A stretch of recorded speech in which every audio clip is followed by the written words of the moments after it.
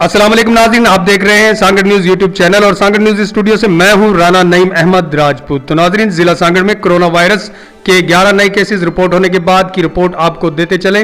Report होने वाले cases में 4 का ताल्लुक बेरानी शहर से है, जिसके बाद एसी अब्दुल हमीद मुगल, मुख्तियार कार गुलाम यासीन पंवर, रेंजर्स के मोहम्मद शफीक, एसएचओ बेरानी वसीम अहमद अरबाब की जानिब से सुबह 8 बजे बेरानी शहर का दौरा किया और शहर में खुली तमाम दुकानें और मराकज़ को सील कर दिया गया। इस मौके पर मुख्तियार कार जाम नवाजली गुलाम यासीन पंवर का कहना था कि लॉकडाउन आवाम को सहूलत फराहम करने के लिए है, न कि परेशान करने के लिए। शहरी बात को समझें, कोरोना एक वबाई मर्ज है। हुकूमत की जानिब से जो इकदाम उठाए गए हैं, जो हिदायत दी जा रही हैं, आवाम को उन पर मुकम्मल अमल करना चाहिए, क्योंकि एहतियात ही इस वबाई मर्ज का इलाज है। लिहाजा आवाम अपने घरों में रहें। घर से सिर्फ जरूरी काम के लिए सिर्फ एक आदमी निकले।